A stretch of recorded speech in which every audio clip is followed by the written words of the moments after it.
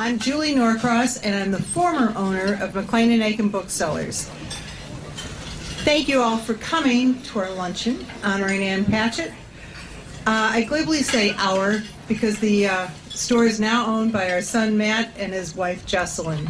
Make no mistake, they're passionate about books and you, the customer, and the talented authors who throw in their lot with us and find a way to northern Michigan. A challenging time it is for all bookstores and independent stores in particular. Our event schedule is full this summer and is simply because of you and the purchases that you make with us. Jeff Bezos does not bring an author to northern Michigan. Good, I like that, thank you. Your purchases can be in any form you choose, traditional book, audio, or ebooks. Yes, you can keep your business with us and receive your books on your e-reader. Our price is exactly the same as you would pay anywhere in the United States. Back to our publishers deciding whether to send authors to us or not. If the sales are good with our events, they are definitely going to send more authors. Sales are tallied in the weeks leading up to an event and in weeks following the event. We then report these to the publishers, and they will decide who will come to McLean and Aiken in the future. Plagiarizing daughter-in-law Jess, you as a customer have to have a real choice. You're voting with your dollars. You're voting for who you want to be there the next time you need a book recommendation for children, for adults, for someone in the hospital. You are voting for a stellar roster of talented and award-winning authors who come to McLean and Aiken every year. Quickly, when you think of the profession or sport of writing, do you think of writers at Yadu, the historic artist retreat in Saratoga, sequestered in their cottages, having meals delivered to their front porch, and having cocktails with fellow artists at the end of the day? Most of us need only to write a note of condolence or a thank you to know how untrue that picture is. For true authors, it may go like this. Listen, listen, listen, think, think, think, write, write, write, and when you're a success, you travel, travel, travel, and talk, talk, talk. Our friend has acquired in the last few weeks enough frequent flyer miles to languish in business class for the rest of her life. 6 stops on the West Coast since June 13th have preceded her visit to us today, and she will make 6 more before she can pull the covers up on her bed in her home in Nashville. As we learned last night, interspersed with book tour visits, are a myriad of radio interviews, which probably all start at 6 a.m. All of this adds up to the book tour diet.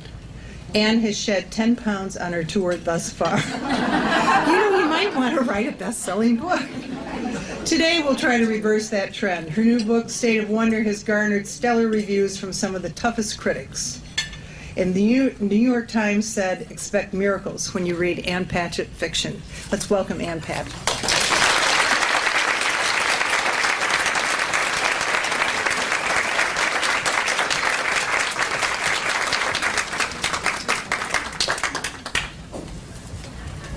Hi, everybody.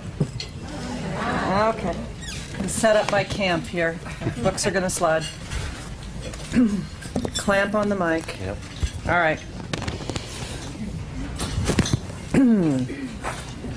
We're going to get this done. We're going to get this done loud and clear. I'm very happy to be here. As most of you know, I am very, very attached to Petoskey and my favorite bookstore in America, McLean and Aiken.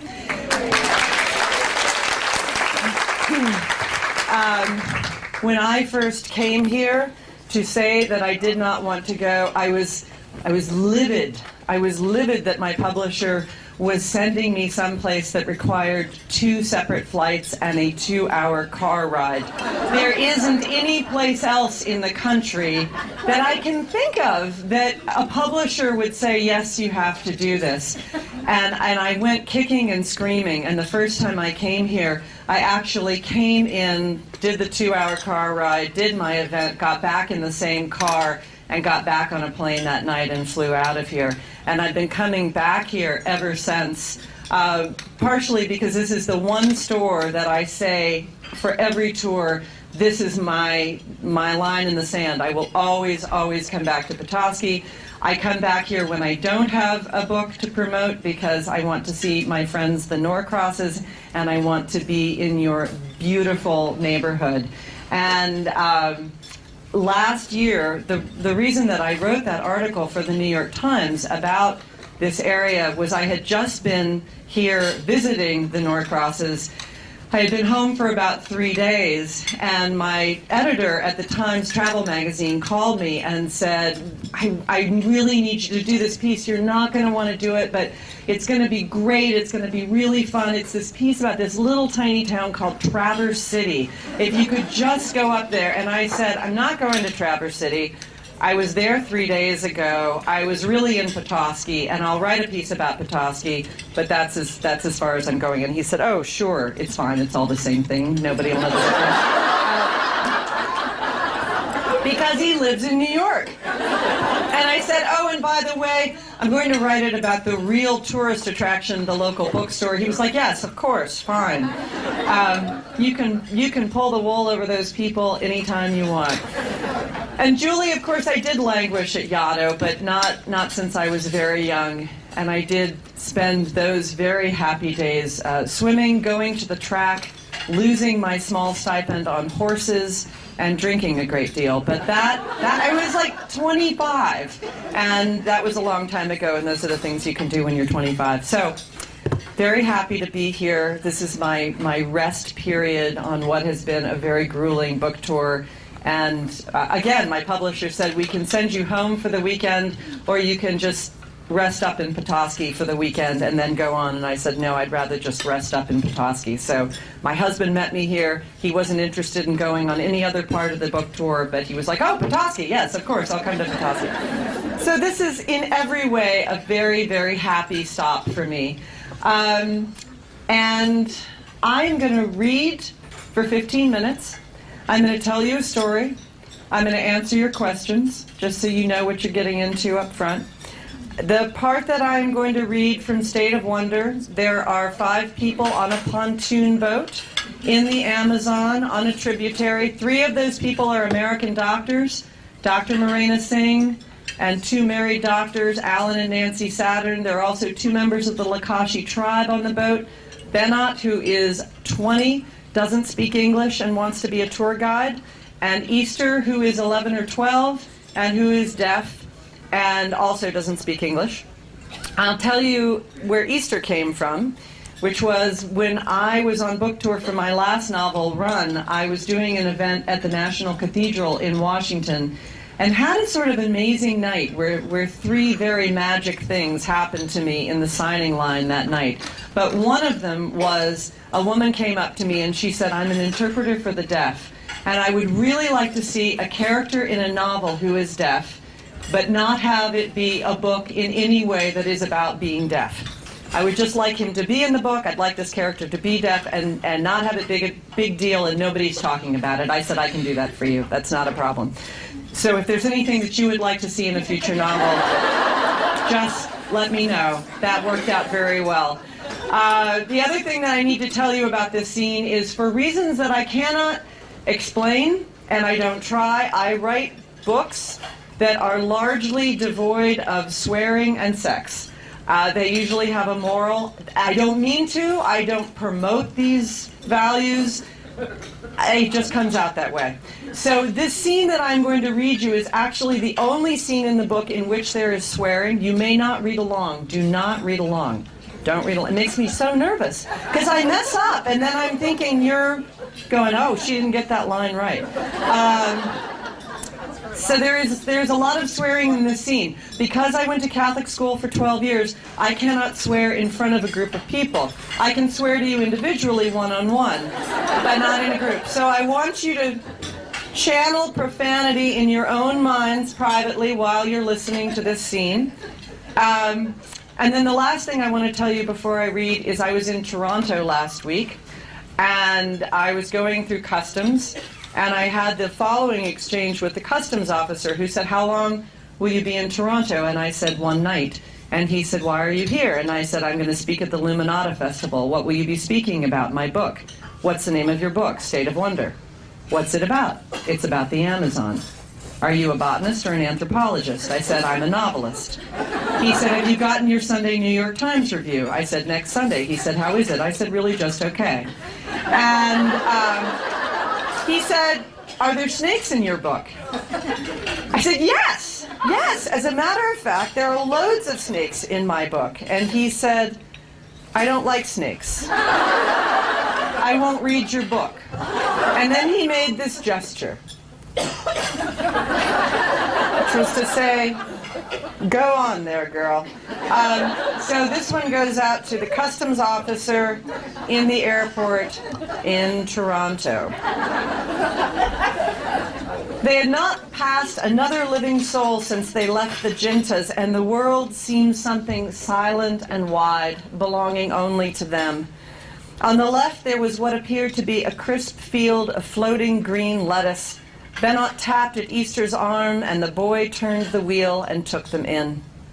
Beneath the sound of bird calls, there was the most delicate sound of crunching, as if the boat were making its way through a lightly frozen pond in December, and the ice, half the thickness of a window pane, were breaking apart to let them pass.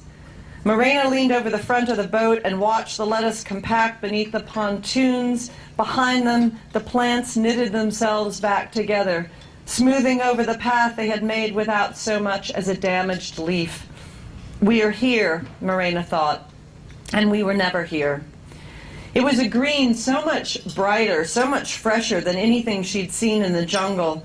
Long-toed birds strolled across the delicate meadow with such confidence it was tempting to think those tiny floating plants might hold the weight of a single pharmacologist. The question then was whether the water was a foot deep or 20 feet deep. Bennett smacked at Easter again and held up his hand, and Easter stopped the boat. Bennett lay down on his belly, his head and shoulders over the side. He had seen something. The Saturns leaned over him. Morena leaned over him. "Is it a fish?" Nancy Saturn said. "Pexy?" Bennett shook his head. "I don't see anything," her husband said. Easter kept his eyes on Bennett, who, without looking at his captain again, pointed his hand to the left, to the right, and then a little back. Easter held the throttle low and scooted the big boat around in the smallest possible increments until Bennett, every ounce of his attention fixed into the sweet spring of lettuce, abruptly raised his hand, and Easter killed the engine. The silence was startling. The budding naturalist, still flat on his stomach, then dove that hand through the leaves and began to pull the colossus of all snakes into the boat. Human instinct dictated first that the snake must be kept away from the face.